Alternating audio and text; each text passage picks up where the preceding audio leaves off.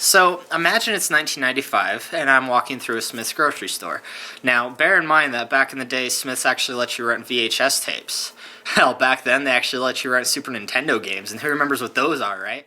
So imagine all the movie possibilities in the kids' rental section. I must have either seen all these movies already, or none just caught my fancy. Except for this one. I took it home, put in my VHS player, and went on one hell of a journey. Have you ever heard of a movie called... About 2,000 years ago, in the time of Cleopatra, Queen of Egypt, the Egyptians talked like this. I'm sorry.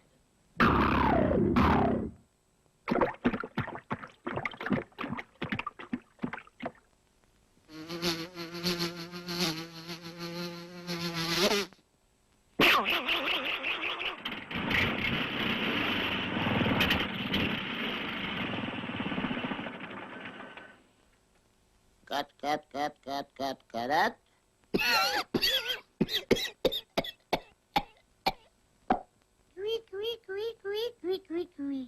This language was rather difficult to understand. And so, the film you are about to see has been dubbed into English. Asterix and Cleopatra.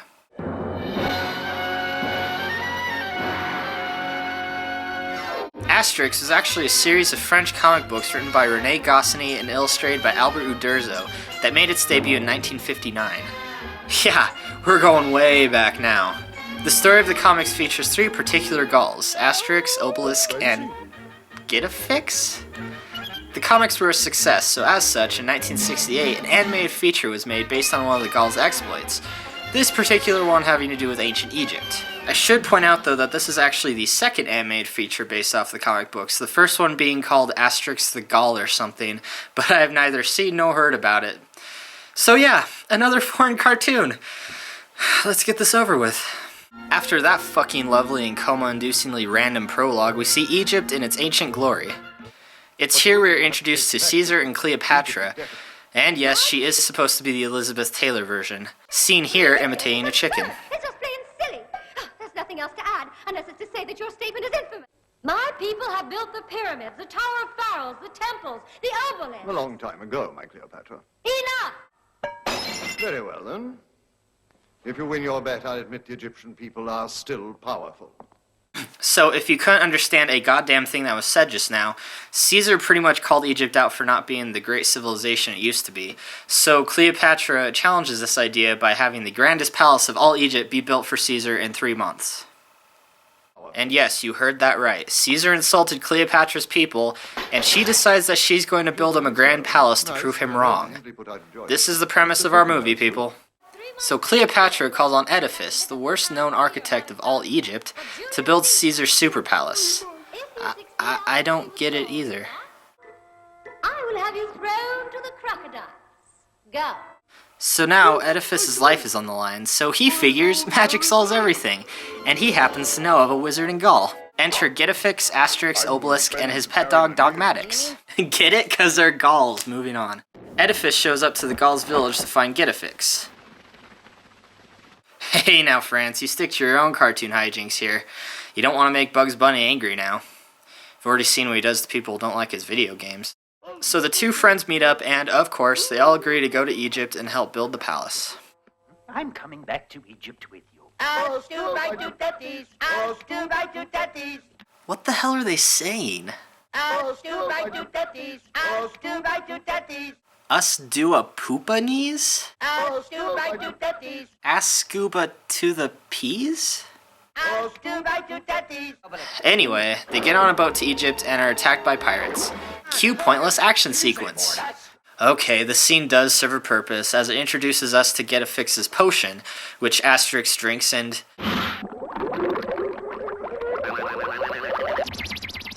becomes high as fuck! Now, the potion is what gives Asterix the super strength, a la Popeye.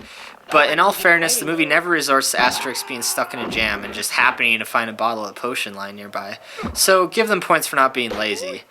Well, except for one scene, but we'll get to that. This potion. Asterix and Obelix beating the shit out of the pirates is a pretty funny scene, just by how brutally they fuck up these... What the fuck was that? Come on, let's go. Seriously, movie, what the fuck oh god, that better not be what I think it is. But there's still one pirate left up there. No! No! Bad movie. I mean, Jesus H. Christ, guys, have you learned nothing in the past 70 years? So, moving on, trying to forget what we just saw, and our next scene is... Cleopatra's Ball. Queen Cleopatra's Ball. Jars of perfume, ices meal, every time luxury. In her skin I sometimes see as we learn from history.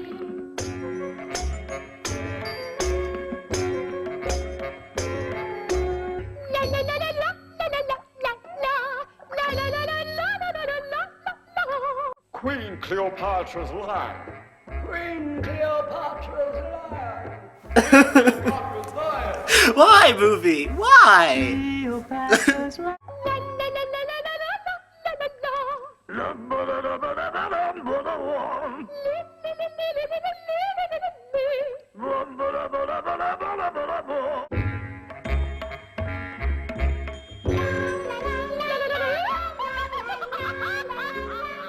So after that, the Gauls are introduced to Cleopatra. Well, get going. You really don't have much time. She's bad-tempered, but what a pretty nose.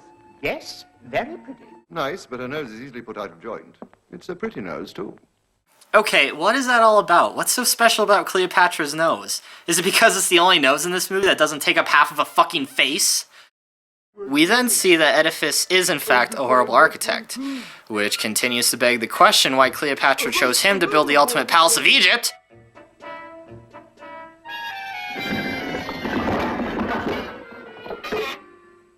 That was one of mine, too. More like frankly wrong, am I right? Oh god, the joke just made me throw up in my mouth. Oedipus's rival, Artifice, shows up to offer Oedipus help to build the palace as long as only Oedipus gets the death sentence if they fail. Artifice and Oedipus, huh? When does Orifice show up? Artifice, of course, gets rejected, and the guys all go to see the construction site of the palace. And you are paid too little.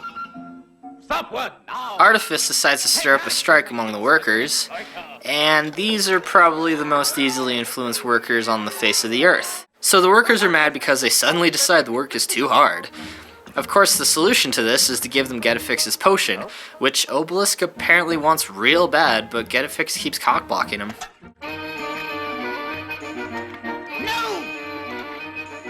How does he manage to recognize me? Artifice's next plan is to stop all the stone from being shipped into the site, so the three Gauls go sailing down the river to get more. There's not much in the way of beer or boars here. Well, you'll just have to eat what's put before you.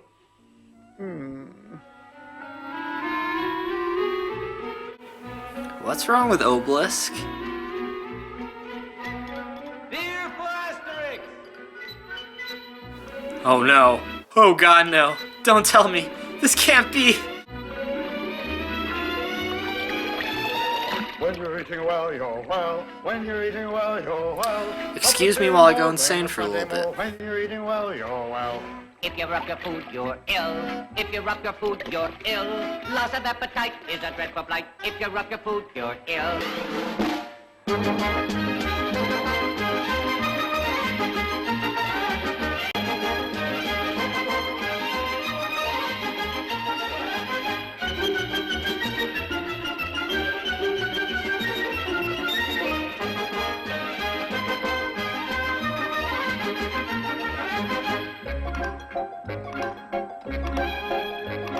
Any good meal without cheese is like a bird that can't fly. It's like a wood without tree. It's like a girl with one eye. If you rock your food, You're ill, if you rock your food, you're ill. pay your respects, please. To the king of cheese, If you rock your food, you're ill.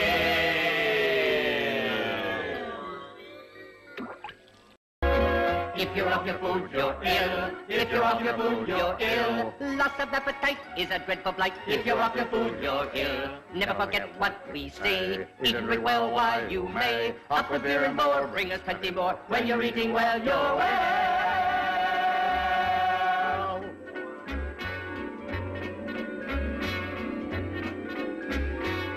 Tomorrow we shall go and see the... No, hold on. You can't do that, movie. You can't just go on with the story like nothing happened after spending 3 minutes and 40 fucking seconds on a song about food. Relevance, people. That's all I ask. So the next day, the Gauls decide to go sightseeing. I guess the 3 months deadline they have, or else they all suffer a horrible death, just doesn't matter. Let's go see the fucking Sphinx instead.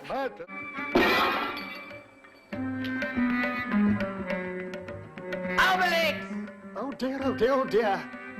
Ah, so the mystery is solved. The Sphinx nose was broken because a fat fucking Gaul tried to climb it. Sounds about right, actually.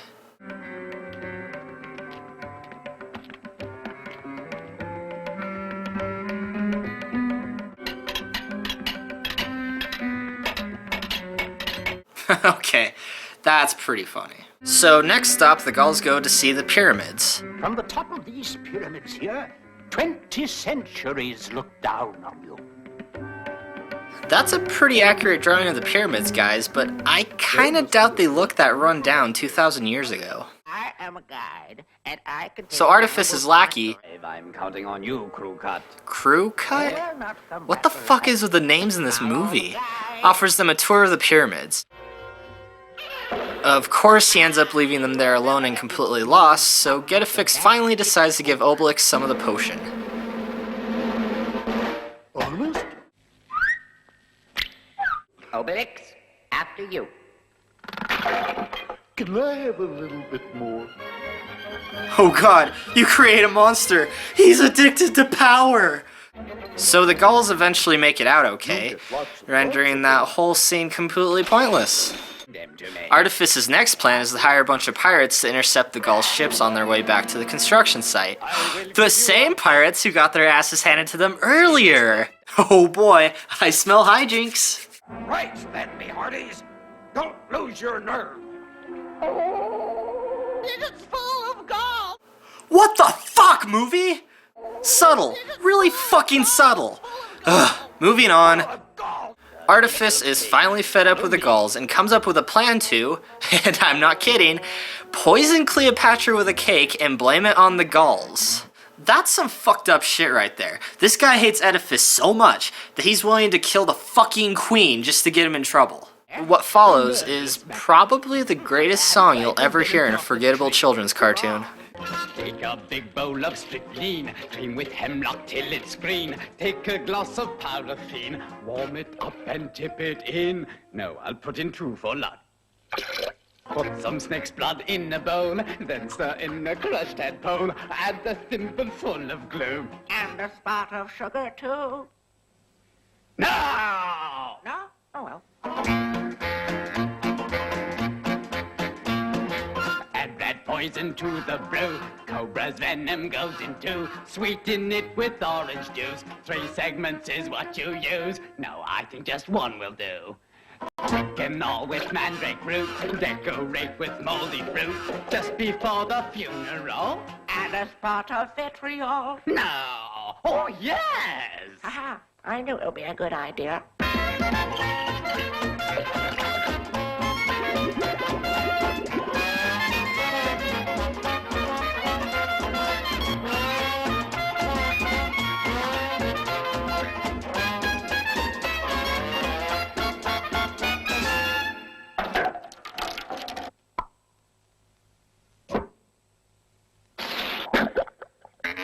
Specialized arsenic cake means that we can safely take seats beside the river Isle to see a sacred crocodile.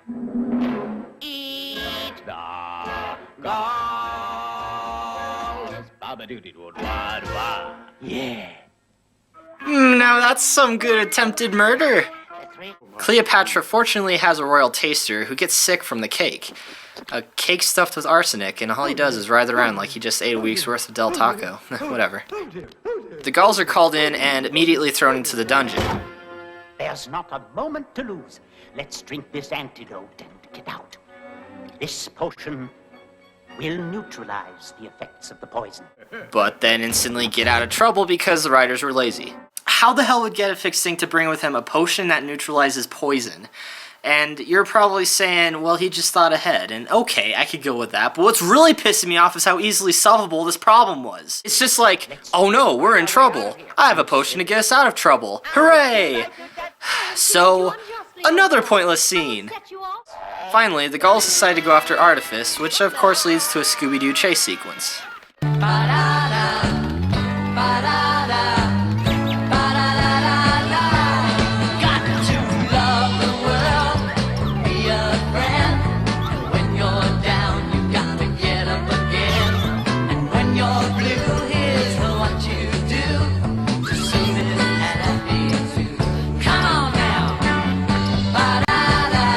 So now finally everything is fine. Nobody's trying to kill anybody, and finally the super palace can be built on time.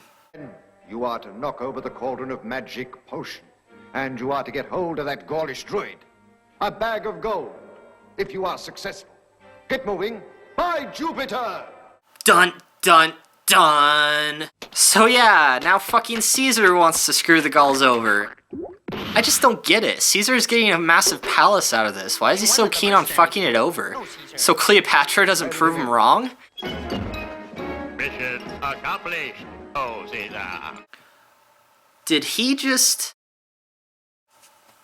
in a movie that has... oh god, what did I just get myself into? Okay, I think I can forgive the blackface when reminded that this was a French animation made in the 60s. It's understandable that the French were less racially sensitive since they weren't necessarily guilted out of having... yeah. As for the Sea Kyle here, it is widely believed that the Romans were the first to use this gesture. So I might have blown it a little out of proportion, but can you blame me? It's a fucking kids movie! And that still doesn't forgive... oh, fuck you, movie. So yeah, Getafix gets kidnapped and Asterix and Obelix break in to save him in like 2 minutes, leaving yet another completely pointless scene. Yeah, I think you can tell the pattern by now. We order them to surrender. If they don't, we shall attack. By Jupiter! We don't want to fight, but by Tutatis, if we have to, we've got the stones, we've got the men, and we've got the druid. You'll be sorry for this. By Mercury! What are we going to do? By Osiris. We build our fortifications by Belanus. You're quite right. By Belisama. Do you think we might go home now? By any chance? So Caesar's whole freaking army shows up to attack the palace. Seriously, Caesar, that's a palace being built for you that you're destroying. Cleopatra gets wise to Caesar's doings and shows up to the battle scene to pretty much nag Caesar into surrendering. Because she's a woman!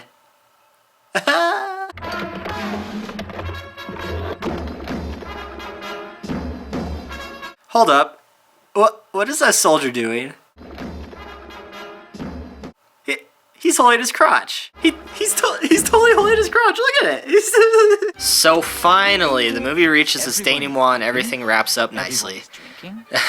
Yeah, did we just forget about the fact that this asshole attempted to murder Cleopatra? Oh well.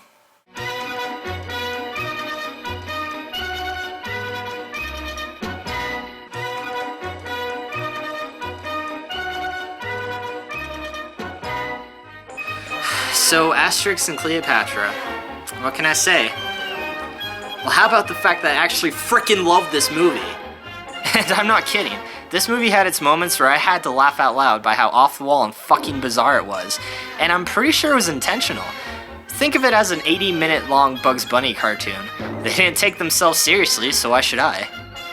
The characters are fun and consistent, and the artwork is actually pretty intense for a silly cartoon.